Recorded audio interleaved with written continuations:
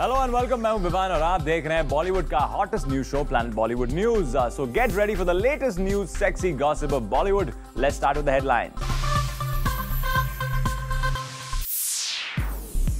राखी सावंत को फिर आया गुस्सा, सेंसर बोर्ड के साथ साथ कटरीना करीना पर भी बरसी राखी। केबीसी की हॉट सीट को लेकर शाहरुख हुए नर्वस, शो में जाने से पहले अमिताभ बच्चन का किया गुणगान। फोर्स की सक्सेस पार्टी में नहीं दिखा कोई भी फोर्स, जॉन पहुंचे काफी लेट और गायब रही जेनेलिया। और बताएंगे आपको एक्टर, डायरेक्टर, प्रोड्यूसर और सिंगर फरहान अख्तर के 7 सिंस।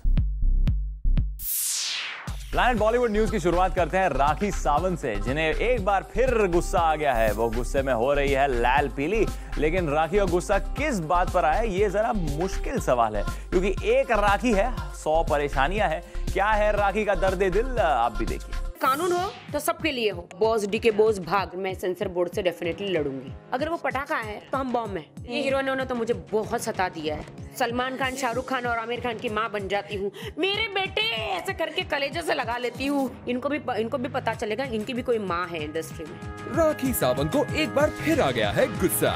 वो नाराज है सेंसर बोर्ड से। उन्हें गुस्सा आ रहा है कटरीना कैफ पर। वो परेशान है एकता कपूर से। वो दुखी है करीना से, इंडस्ट्री के खान से भी, और न जाने किस किस से। सबसे पहले आपको बताते हैं आखिर किस बात से राखी सावंत का टेम्परेचर इतना हाई है। दरअसल सेंसर बोर्ड ने फिल्म लूट में राखी के नए आइटम नंबर के एक वर्ड को कर दिया है बीप, जिस पर राखी अब सेंसर बोर्ड से लड़ने को तैयार है। मैं इसके बारे में बिल्कुल कोई कमेंट नहीं करूंगी और मैं सेंसर बोर्ड से डेफिनेटली लड़ूंगी। राखी को शिकायत है जब सेंसर बोर्ड ने डेली बेली के सॉन्ग डीके बॉस को सेंसर नहीं किया तो उनके गाने पर बीप क्यों? डीके भाग भाग भाग, डीके भाग बॉस, डीके बॉस भाग। अगर देखा जाए तो ये भी गाली है। इसको सेंसर ने कैसे पास कर लिया? मैं सेंसर बोर्ड से डेफिनेटली लड़ूंगी। अब सुनिए राखी का गुस्सा कैसे सेंसर बोर्ड से कटरीना और मलाइका पर जा पहुंचा। मुन्नी, शीला का कितने उन्होंने, क्योंकि वो बड़ी फिल्मों के सॉन्ग और बड़ी हीरोइनें थी तो उनको सेंसर बोर्ड ने पॉइंट आउट नहीं किया, क्योंकि उनको पता है कि लीगली जाएंगे और प्रॉब्लम्स होगा। तो उनको मेरे सॉन्ग के लिए बिल्कुल कहीं से भी उन्होंने सेंसर बोर्ड को। शीला मुन्नी के बाद राखी सावंत पहुंच गई करीना कपूर तक और उड़ा दिया छमक छल्लो में करीना के डांस का मजाक। मैं ऐसा नहीं कि अपने गाने को प्रमोट करने के लिए मैं ऐसा कह रही हूँ। छमक छल्लो का, छमक छल्लो गाना इतना ब्यूटीफुल है तो मुझे ऐसा लग रहा था कि यो माय छमक छल्लो, यू नो, जो हेगड़े ने, गणेश हेगड़े ने 1 2 3 4 है। छमक छल्लो मुझे ऐसा लगता है, क्योंकि जो डांसर होती है उसे ऐसा लगता है कि ये गाना अगर मैं करती तो ज्यादा बेटर होता।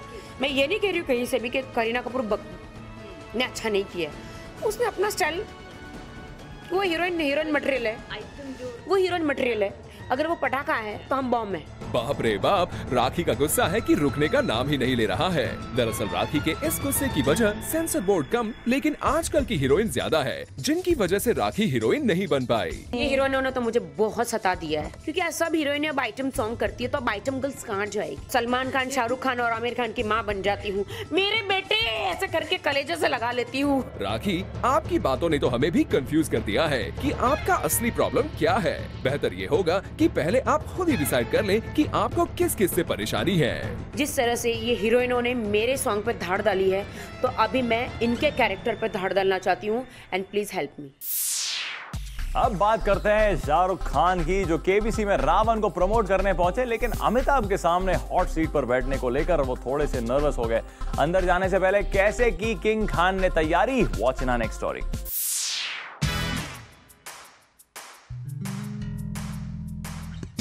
आखिर शहंशाह के सामने आ ही गया बादशाह। शाहरुख ने मान लिया महानायक अमिताभ बच्चन का लोहा।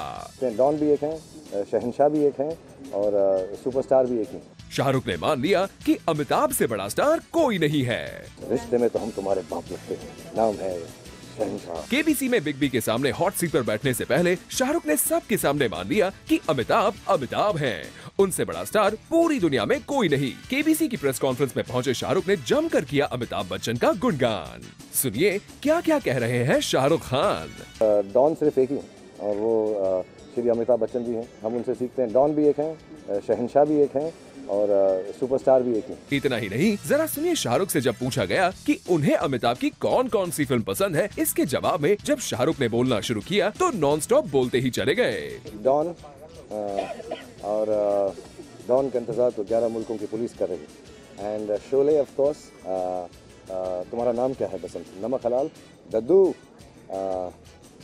मिस्टर 3 छक्के, 6 एंड दीवार ऑफ कोर्स, पहले उस आदमी को लेकर आओ जिसने मेरे हाथ पर ये लिखती है। एंड अग्निपथ, लथपथ, पा fantastic. I think even black, रिश्ते में तो हम तुम्हारे बाप लगते हैं, नाम है शहंशाह। शाहरुख ने रावण के प्रमोशन में अपना पूरा दमखम लगा दिया है, लेकिन आपको सुनकर हैरानी होगी कि कौन बनेगा करोड़पति की हॉट सीट को लेकर किंग खान है काफी नर्वस। ग्रेट फन यार, और ज़्यादा नर्वस हूँ क्योंकि मुझे सवाल पूछने नहीं बताने। So I hope Amit ji is kind to me and asks me the questions that I know answers of. दरअसल शाहरुख कौन बनेगा करोड़पति में रावण के प्रमोशन के लिए जाने वाले हैं। किंग खान का कॉन्फिडेंस बढ़ाने के लिए मीडिया ने सेट के बाहर ही उनके साथ सवाल जवाब का एक राउंड खेला। बात है तो 3 सवाल आपसे पूछना चाहेंगे। हाँ, आपसे पूछिए। रिलेटेड। बादशाह फिल्म में आपका नाम क्या था? सुनील था नाम। मोहब्बतें फिल्म में अमित जी का नाम क्या था? मोहब्बतें में यार मेरा राज आर्यन था और नारायण शंकर। दूसरा सवाल, केबीसी के लोगों में कितने आर लिखे हुए हैं? लोगों में, केबीसी के लोगों में 6। चलिए शाहरुख, अब तो आपने प्रैक्टिस भी कर ली, अब तो अंदर जाकर अच्छा परफॉर्मेंस करिएगा। हमारी तरफ से आपको best of luck. Film force की सक्सेस पर रखी गई एक पार्टी, लेकिन ये पार्टी रही काफी ठंडी। क्यों नहीं दिखा फोर्स की पार्टी में कोई भी फोर्स? चलिए आपको दिखाते हैं इस पार्टी की इनसाइड स्टोरी। फिल्म फोर्स की सक्सेस पार्टी में नहीं दिखा स्टार्स का फोर्स। पार्टी में फिल्म की लीडिंग लेडी जुनीलिया शामिल नहीं हुई, तो फिल्म के हीरो जॉन भी पहुंचे काफी लेट। फोर्स की सक्सेस पार्टी रही काफी फीकी। 3 घंटे बाद जब पार्टी में जॉन इब्राहिम पहुंचे तो हमने उनसे पूछ ही ली उनके देर से आने की वजह। I'm shooting for Houseful too. That's why I'm a little late here because I was shooting for Houseful till right now. So my apologies. John ने हमें ये भी बताया कि उन्हें काफी चोट लगी है और उन्हें काफी दर्द भी है। Pretty painful. I think I've hurt something on my vertebral column, but I think I have to kind of get okay because tomorrow I have an action sequence again. So it's enjoyable, good fun, but you have to be fine. लेकिन इस दर्द के बावजूद John ने party में आकर अपना commitment पूरा किया। भाई आते भी क्यों ना, आखिर उनकी फिल्म फोर्स बॉक्स ऑफिस पर अच्छा परफॉर्म जो कर रही है। Well, when it's critically and commercially appreciated, and sometimes the movie is critically appreciated but commercially doesn't do well. For me, that's a success also. Sometimes the movie does well commercially and critically is not appreciated. But I think at the end of the day, I've heard it boils down to commercials, and commercially we are hopefully doing well, so I'm happy. John के आते ही party में आ गई रौनक। अपनी film के hit होने का जश्न John ने शैंपेन की बोतल खोलकर मनाया। बिपाशा से ब्रेकअप के बाद ये पहला मौका है जब जॉन ने इस तरह खुलकर खुशी मनाई हो। लगता है बॉक्स ऑफिस कलेक्शन ने उनके ब्रेकअप के जख्मों पर मरहम लगा दिया।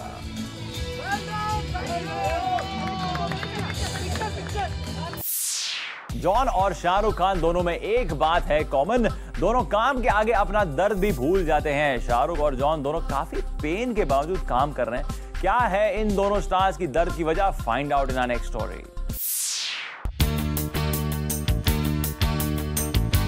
शाहरुख खान और जॉन इब्राहिम कल दोनों अलग अलग इवेंट में मौजूद थे, लेकिन दोनों में एक बात कॉमन थी। शाहरुख और जॉन दोनों ही कल दर्द से परेशान थे। शाहरुख को उनके घुटने के दर्द ने परेशान कर रखा था, तो जॉन की पूरी बॉडी में था जबरदस्त पेन। चलिए पहले बात शाहरुख के दर्द की।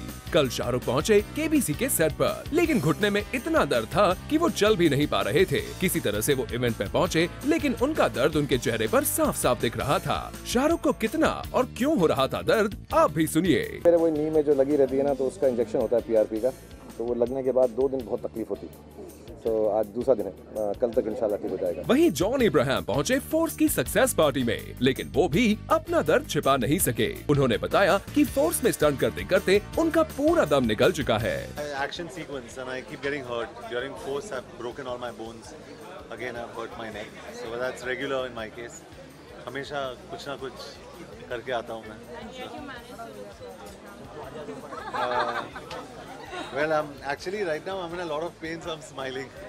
It's pretty painful. I think I've hurt something on my vertebral column, But I think I have to kind of get okay because tomorrow I have an action sequence again. So it's enjoyable, good fun, but you have to be fine. So I can look at you, but I can't look this side. Shahrukh और John की इस spirit को हमारा salute, क्योंकि इतनी चोट और दर्द के बावजूद भी काम करना हर किसी के बस की बात नहीं है।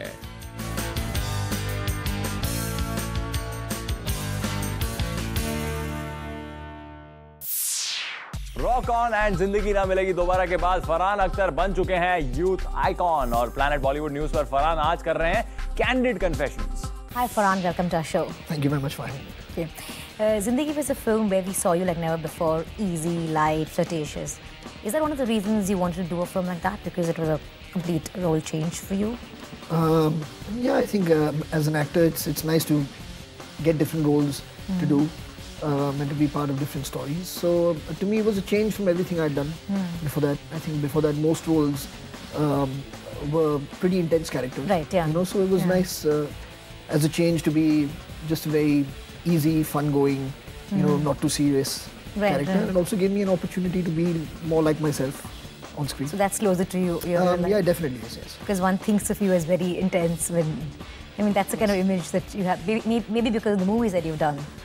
Yeah, possibly, and also in general. I mean, the general view about directors is that they're very serious and you know, very hard people. You know, so I guess it was a bit surprising for people to see this other side, I think. Okay, are you planning a sequel to Zindagi?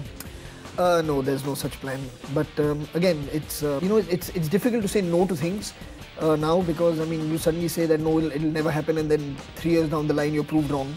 Right. So I mean, I hope it does. I think it's a great film, and if Zoe and Reema can get together again and write something that would give it a whole new meaning, a new lease of life, I think I'd be more than happy to be part of it. There's so many newcomers and good ones at that. But still, the big Khans, the 3 big Khans, still rule the box office. Do you think it's just because the audiences can't get over the Khans, it's their star power, or what is it? There definitely is star power. There's no denying that. And also, I think on a huge level, there again, like with you have a lot of nostalgic history with them. You know, I mean, a lot of people today who the major fan banks are people again who've like kind of grown up watching their movies. Right. You know, so I mean that's bound to happen. Yeah. You know, Zoom completes 7 years. We have the 7th anniversary. So I'm going to ask you something on that. Of the 7 sins, wrath, lust, envy, pride, greed, gluttony, sloth. Which one is the deadliest of them all? Which is the deadliest? Yes. I think possibly envy. I think would be the deadliest of them all. Which one do you see the most in yourself? I would say maybe. Don't say gluttony because it doesn't look like it. No, it doesn't look like it. Yeah, but that's because I mean there's also a lot of will, which is a positive thing. But yeah, I think it would be that. And you feel envy for anyone? You know, I feel like a lot of people who are working today are people who I really consider my friends. And for me, that they do good work, that their films do well, is something that I'm very happy about. Because I mean, apart from the fact that I'm happy for them and that their hard work has paid off, I think it benefits everyone. Right. You know, so for me to like kind of start thinking about why has this person's film done well, it's such a waste of time and waste of energy. What about lust? The most natural feeling. Well, I have a lust for certain things, of course. I have a lust for life on some level. You know, I mean, I like doing things like, I don't know, like whether it's skydiving or stuff like that. So you have a lust for certain things, you know, for having a good time at times, you know. But again, I mean, like these contexts are kind of ill-defined. You know, they're a bit archaic in their thin line. Yeah. Okay, you played a copywriter in Zindagi and you're a writer also. So tell me, give me a tagline for the following people. Hrithik. For Hrithik? Yeah. I mean, I guess the one that would apply to him would be like he dances like nobody's watching. Shah Rukh. For Shah Rukh. To me, I think he is the Don. I think it would be the line. Okay. Your good old friend Karan. I don't know how many people know this, but I definitely think that he's probably one of like the wittiest people that I do know. The last one, Salman. For Salman, I mean, I don't know. I just think he's the true rock star. I think he's the rock star. It was lovely, Farhan. Thanks so much for being on the show. Thank you. Sonam Kapoor ने एक बार फिर कर ली हैं अपनी आंखें चार, लेकिन वो उनके बॉयफ्रेंड पुनीत मल्होत्रा नहीं है। फिर कैसे और किसके साथ हुई सोनम की आंखें चार? Watch in our next story. Beautiful Sonam की आंखें भी हो गई है 4। अरे नहीं, हम उनके लव अफेयर की बात नहीं कर रहे हैं, बल्कि सोनम के रीडिंग ग्लासेस की बात कर रहे हैं। खुद देखिए सोनम की आंखों पर लगे इन बड़े बड़े रीडिंग ग्लासेस को। जी हाँ, लगता है सोनम की आईसाइट भी हो गई है वीक। सोनम की कमजोर आंखों का राज तब खुला जब वो पहुंची चेतन भगत की नई बुक लॉन्च पर। इवेंट की स्टार्टिंग में तो सोनम ने अपने इन ग्लासेस को पर्स में छिपा कर रखा, लेकिन जब बुक पढ़ने की बारी आई तो उन्होंने लगा लिए अपनी आंखों पर ये बड़े बड़े चश्मे। और जैसे ही किताब पढ़ने का काम खत्म हुआ, देखिए कैसे चश्मा अपनी आंखों से उतार दिया। इससे पहले दीपिका पादुकोण की आंखों पर भी चढ़ चुका है नजर का चश्मा। वैसे ये हसीनाएं अपनी खूबसूरती पर कभी भी दाग नहीं लगने देती, लेकिन क्या करें, जब नजर ही कमजोर हो जाए तो इन्हें इन रीडिंग ग्लासेस का सहारा लेना ही पड़ता है। जूम पर एयरटेल ग्रिड गर्ल्स मचा रहा है काफी धूम, और इस बार इन गर्ल्स के लिए हम लेकर आए हैं 3 जजेस, designer Rohit Verma, Mandira Virk and celebrity makeup artist Reema Sablok. Well, what do they have to say about these girls? Let's have a look. Airtel Grid Girls are now ready for the new task given by the judges to them. Well, इस task के लिए the famous fashion designer Rohit Verma, designer Mandira Vark and celebrity makeup artist Reema Sablok were the judges. Well, इन सभी को Airtel Grid Girls ने काफी impress किया, but there were some special girls जिनसे ये judges हुए काफी impressed. Shikha Sood, the contestant who stood first in the task, was lauded for her choice of accessories. Urvashi Sharma's look was liked by the 3 judges. Celebrity makeup artist Reema Sablok complimented Urvashi for her light makeup. Rohit Verma pointed out that though her accessories were minimal, they were matching her costume. And designer Mandira Vark said she loved the whole breezy light look of Urvashi's clothes. Urvashi later said she was relieved to hear these positive comments because initially she was very worried about her clothes since she felt they weren't fitting her perfectly. Well, तो इसी तरह and हुआ इन girls का ये hectic task, and at the end जजेस के comment से इन गर्ल्स को फिर मिला advice on how to work on themselves. Well, for more details on this, tune in today at 8 p.m. only on Zoom, India's #1 Bollywood channel. Catch King Khan on his most candid interview on the numbers of his most ambitious film Ravan on our show Business of Bollywood tomorrow at 7:30 p.m. For now, take a glimpse of this exclusive interview. I'm getting you guys out of the studio, and for a very good reason. Joining me now is the Badshah of Bollywood. You can also call him a marketing guru. That's right. Welcome to the show, Shah Rukh. Thank you very much. So Ravan is already becoming a legacy. Is sequel anywhere on the cards? I hope people like it. I hope लोगों को इतनी पसंद आए. जब हमने film normally if you make a superhero film or a science fiction film, you always have in mind कि हम उसका एक दूसरा भाग बना सकें, और अब बनने लगे हैं इंडिया में बहुत फिल्मों के. मेरी अपनी खुद की फिल्म है Dawn 2. हमें नहीं मालूम था हम उसका सेकंड पार्ट बनाएंगे. Dhoom is coming. You know, there's some Krish. So many films you can make part 2 of if you have a character. So if people like it, I would like to make the second film called Jeevan, because everyone feels कि मैंने पहली film जो है negative role से नाम रखी है. So I would like to make the second part, because apart from the fact that I've made this film as a producer, I've spent a lot of money on the technology of this film, to be really honest. And that investment is not just for a film. That investment can be spread over 2-3 films, because the technology is there now. So before it gets obsolete, I would like to utilize it and make a bigger, better VFX film. मुझे ऐसा लगता भी है कि हमारी जितनी team है अनुभव सिन्हा के साथ, हमको अब VFX फिल्म बनाना बहुत अच्छा आ गया है, और हम इसी टेक्नोलॉजी के साथ इससे बेहतर बढ़िया फिल्म और इससे सस्ती बना सकते हैं, because now we know it, we know the process. So inshallah, if Ravan does well, if people like it, I would immediately go and start making the second part of Ravan. Well, I wish you all the best for that. Thank you very much for joining us. Thank you, sweetheart. Thank you. With this, it's a wrap. See you tomorrow at 7 p.m. for your daily dose of B-Town's hottest news, gossip and scoops on Planet Bollywood News. Till then, keep watching Zoom, India's #1 Bollywood channel.